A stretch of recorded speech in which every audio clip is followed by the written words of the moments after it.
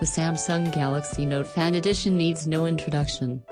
In fact, no device we can think of has garnered more visibility while its actual release was so limited in size and scope.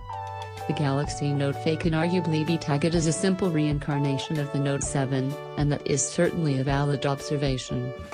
Samsung chose to refurbish a large selection of returned devices. Using salvageable components from the beleaguered Note 7 series, Samsung was able to reduce gross waste, and even extract materials that could be put to use in other products. During the time that was taken to tear down, reclaim, and recycle all the returned stock, Samsung continued to make progress with its other smartphone products, particularly with its flagship Galaxy S series.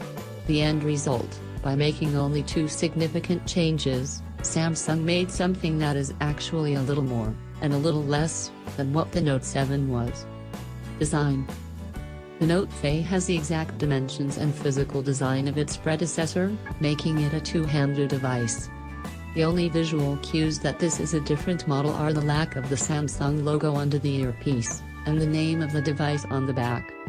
Outside of that, even though it is last year's design, the Note Fan feels great in the hand, and the symmetrical motif with the sharp curves in the display and rear glass backplate blend nicely into a subtly noticeable metal frame. In all, the design fits nicely into what we have seen so far in 2017.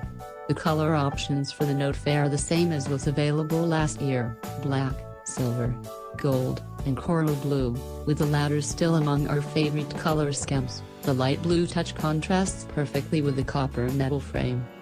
Design features are otherwise unchanged from last year, due to the remanufactured nature of the Note Fan. That is not a bad thing. The materials are all top-notch. Gorilla Glass 5 protects the display and backplate, and water resistance is still present, with the Note Fan packing an IP68 water and dust resistance rating, allowing the device to survive up to 30 minutes in as deep as 5 feet of water.